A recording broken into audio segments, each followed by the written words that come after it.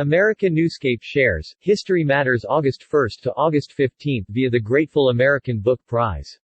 A biweekly feature courtesy of the Grateful American Book Prize showing our children that their past is prelude to their future by John Grimaldi and David Bruce Smith. On August 1, 1864, General Ulysses S. Grant appointed General Philip Sheridan to command the Army of the Shenandoah, just as Jubal Early's Confederate troops were nearing the U.S. Capitol for a likely capture. According to History.com, Grant was frustrated by the inability of Generals Franz Sigel and David Hunter to effectively deal with Early's force in the Shenandoah, so he turned to General Philip Sheridan, a skilled general who served with him in the West before Grant became the overall commander of Union forces in early 1864.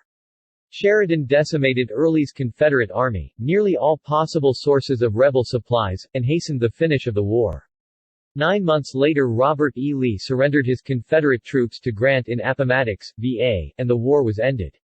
For more information, the Grateful American Book Prize recommends Sheridan's Lieutenants, Phil Sheridan, his Generals, and The Final Year of the Civil War by David Coffey. Abraham Lincoln was the first president to levy an income tax, and on August 5, 1861, the Revenue Act was signed into law.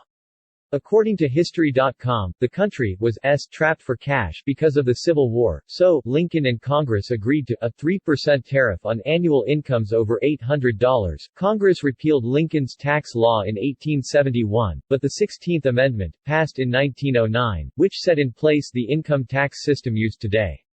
Congress ratified the amendment in 1913. But William Howard Taft, president from 1909 to 1913, converted the tariff into permanence.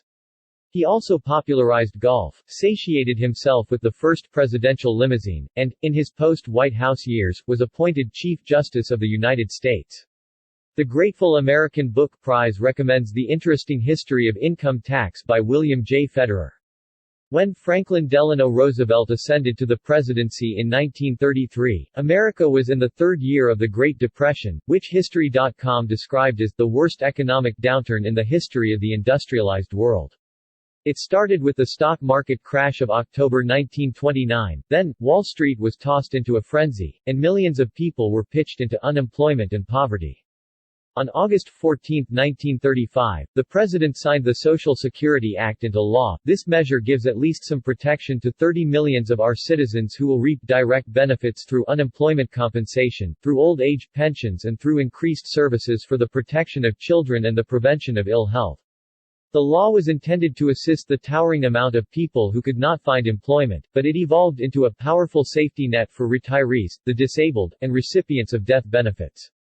For more information, the Grateful American Book Prize recommends The Struggle for Social Security, 1900 to 1935 by Roy Lubov. Please visit facebook.com/Grateful American Book Prize and consider subscribing to this channel and their website grateful-american-book-prize.com/.